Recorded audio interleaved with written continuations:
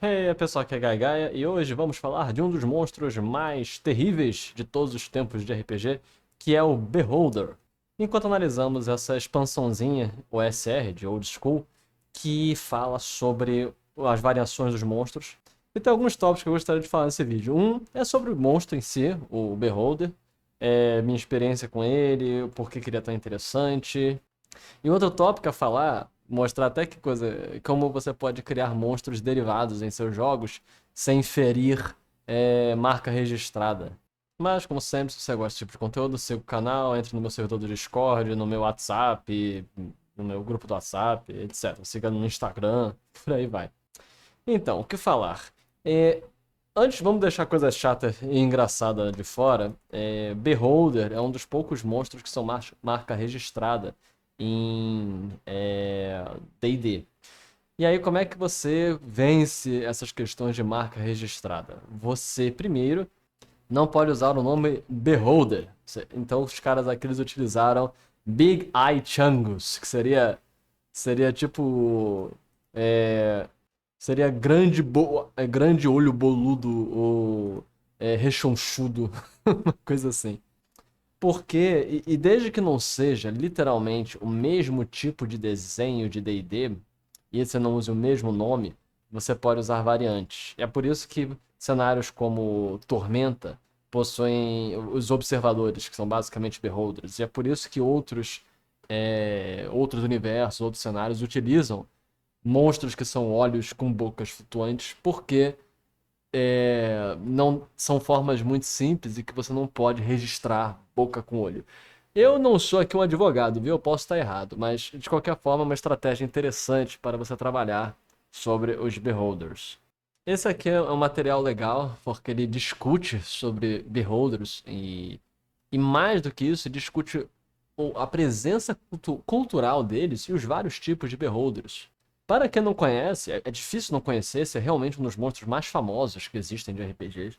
Eles são criaturas que são um olho flutuante, que tem levitação, onde cada um dos 10 pequenos olhos em volta da esfera central possuem efeitos especiais mágicos, são raios mágicos, com efeitos diversos, e o olho central é um cone anti-magia.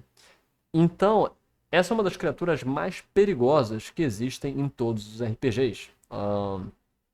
Porque inclusive, se você for numa versão mais antiga, o Beholder ele consegue lançar vários raios diferentes por rodada e atacar com esses raios de diversas formas. Raios que incluem desde efeitos de lentidão, a silêncio, a desintegração, efeitos de morte automática, efeitos que atrapalham o grupo inteiro e principalmente o olho central ter um cone anti-magia faz com que a criatura seja uma das mais terríveis existentes. Porque ela anula uma das maiores habilidades que os jogadores podem ter, que é a capacidade de lançar magia. Então é extremamente perigoso. Ganhou infâmia em quase todas as mesas de RPGs. Há muitos mestres que resolveram tentar experimentar um Beholder, viram como esse monstro sozinho pode acabar com um grupo inteiro de aventureiros, especialmente de forma aleatória, porque os efeitos dos olhos são muito poderosos. Esse terror inacreditável do Beholder, ele foi enfraquecido com as novas edições. Quando nós vamos para as edições antigas de D&D e jogos que tenham Beholders, jogos antigos, normalmente eles tinham essa característica de salve-se ou morra. Faça um teste, falhou no teste, você morreu. E os Beholders eles encarnam essa qualidade antiga desses jogos que foi muito alterado depois em outras versões. Depois do D&D terceira edição, esse efeito de simplesmente você morrer sumiu. Então, D&D terceira edição foi um dos últimos a terem efeitos de morte imediato. A quarta edição, você fazia o teste e simplesmente recebia uma grande quantidade de dano. E na quinta edição também você faz testes ou toma dano alto. O raio desintegrador não te desintegra, não te mata de imediato. Você simplesmente toma uma grande quantidade de dano. E ele tem tanto raio desintegrador quanto petrificação. O Beholder tem vários raios que te matam num golpe só, ou raios que simplesmente vão transformar a sua existência num pesadelo. E aí você junta outras características, como eles são abominações. Tem uma definição do Beholder que é quando a loucura e a magia se encontram. Então, ele é uma manifestação de aberração da natureza. Os Beholders antigos eram muito interessantes. Os Beholders contemporâneos, como em D&D no geral, por algum motivo têm perdido um pouco de suas características mais, como eu posso dizer, de herança da época de Conan, de fantasia de capa e espada, quando D&D era mais fantasia baixa. Simplesmente houve uma época em que D&D era pensado mais como algo de fantasia menor, fantasia que não tem que ser super fantasia, fantasia high fantasy, fantasia alta. Isso aí fazia com que os personagens não eram tão poderosos, as coisas eram mais pé no chão, e também a morte era muito mais significativa e um acontecimento muito mais constante. Coisa que foi se perdendo. E os monstros também tinham essa característica e também tinham um caráter mais realista em sua proporção, em sua consideração. Os Beholders, em especial, um dos meus monstros favoritos, eu acredito que é um dos monstros favoritos de muitos mestres e jogadores, o Beholder, ele era essas criaturas que viviam ou isoladas ou em colmeias, que são colmeias carnudas, colmeias que são meio que distorções da realidade. E os Beholders, eles eram essa colônia. Pense como se fosse uma colônia de zangões, de abelhas, que podem ter um tirano-rei, podem ter como se fosse assim uma abelha rainha, mas eles são movidos por um coletivo de interesses insanos. Eles têm hiperfixações. Uma maneira talvez engraçada ou curiosa de se pensar os beholders, os observadores, é imaginá-los que eles são como aquelas pessoas com hiperfixação, hiperfoco. Eles são hiperfocados, sua atenção, quando é tomada, ela pode durar por centenas de anos, por uma eternidade. Por isso que a Beholders às vezes são grandes guardiões de tesouros, porque eles podem ficar fixados nesse item por centenas de anos. Então, os Beholders eles têm essa hiperfixação. E tem essa característica de ou eles são extremamente solitários, ou eles convivem em colmeias extremamente territorialistas, que eles mesmos não se gostam, mas eles não confrontam um ao outro. Eles têm uma característica muito curiosa, que é tipo, eles não vão se atacar, mas eles não necessariamente vão se gostar. E eles vão conviver, são como um bando de vizinhos rabugentos, que não se gostam, mas especialmente detestam as pessoas de fora.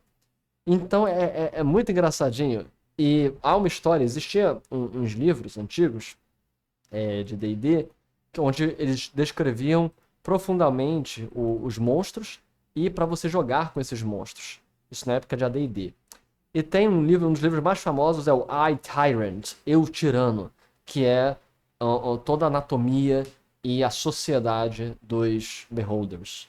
Aqui, só para vocês verem, esse é o livro I, Tyrant.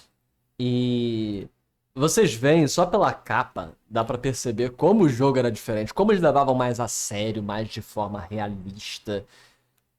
Hoje os Beholders são meio que piadísticos, é estranho. É estranho observar a maneira como os Beholders são tratados ultimamente.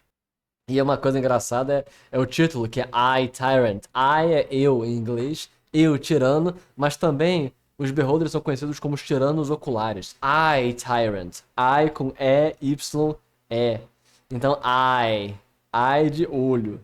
Então, em meio a tudo isso, é muito engraçado, é muito curioso. Um dos pontos mais legais desse livro, que ele discute vários dos pontos que eu tratei aqui. Um dos pontos mais legais do I, Tyrant é quando ele fala sobre essa sociedade de Beholders, que quando eles se reúnem, eles podem tomar empreendimentos, empreitadas consideradas impossíveis. E uma das lendas que conta é quando vários Beholders se reuniram porque eles queriam alcançar o espaço.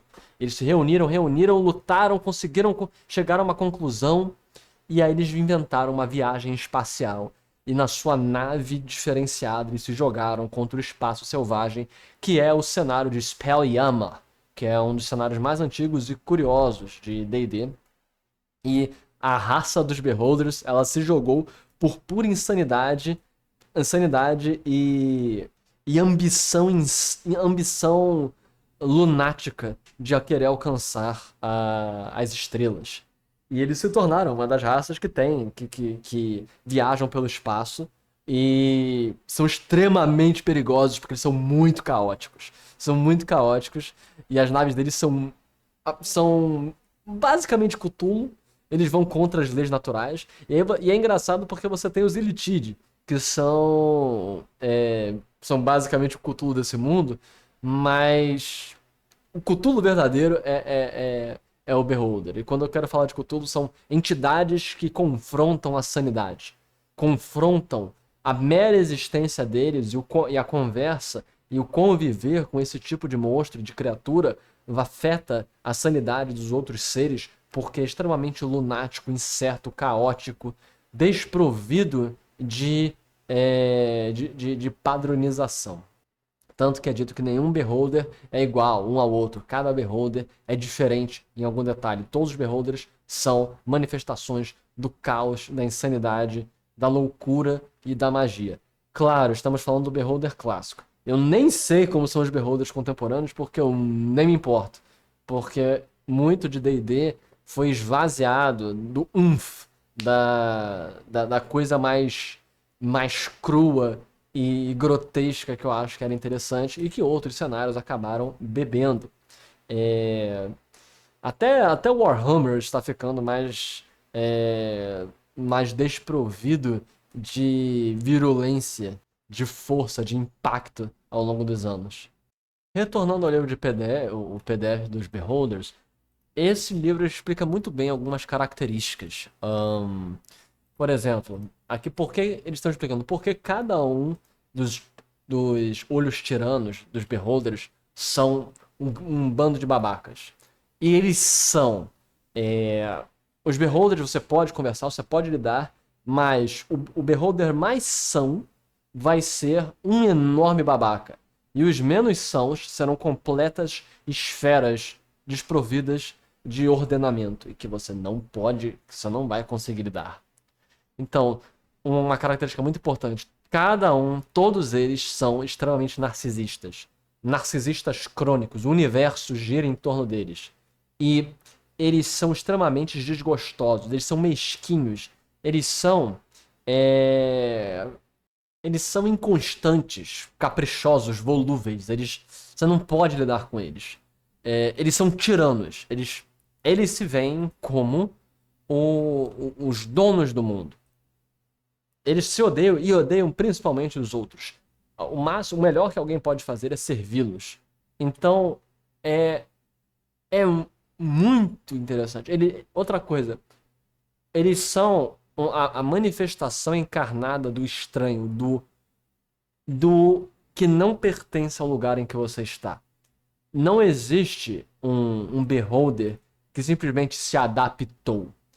Ele vai mutar, ele vai corromper o mundo em volta dele para poder se adaptar a si.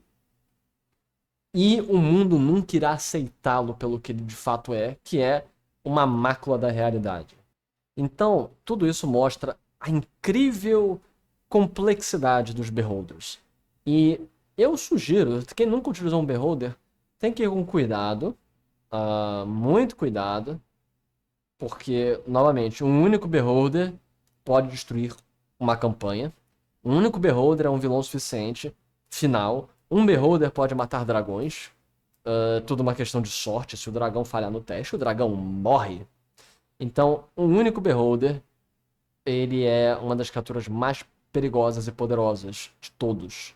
Usar um Beholder, lembrando, a característica talvez mais perigosa do Beholder, mais do que poder matar as pessoas num golpe só, é o terror que ele implica por conta do seu olho. O olho que desativa itens mágicos, desativa as magias. O poder do olho do Beholder central é abominável. É uma das coisas mais terríveis que podem existir. E aí existem trocentalhões de variantes de Beholders que podem ser utilizadas, mas o mais importante, o mais curioso, é lembrar dessas características que conformam um Beholder. Eu pretendo fazer mais vídeos de monstros, até porque é interessante trabalhá-los.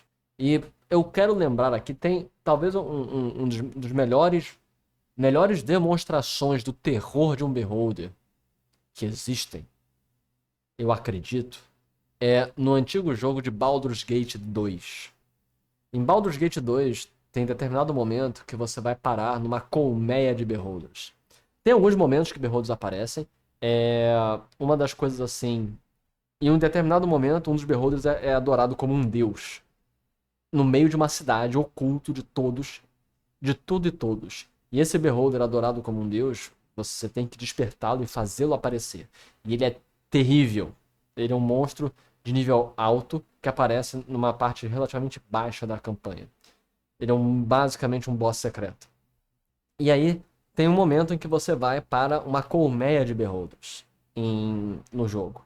E lá é uma das áreas mais perigosas, terríveis e assustadoras de todo o jogo, porque você está enfrentando uma colmeia dessas criaturas e eles odeiam você. Basicamente você entra para um local que é o covil deles. Então, o covil deles parece um grande coração, um grande intestino pelo qual você está caminhando. E quando você enfrenta 2, 3 Beholders ao mesmo tempo, sai uma chuva de raios oculares em cima de você, qualquer coisa, por puro azar, você pode estar morto. Este é o terrível poder dos Beholders.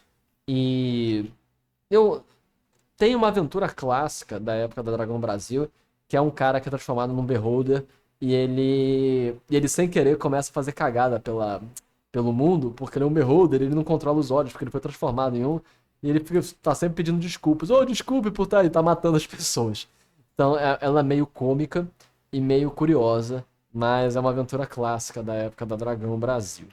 Me digam o que vocês acham, me deem ideias, quais monstros vocês gostariam que eu falasse. Aqui foi Gai Gaia, até a próxima, pessoal. Falou!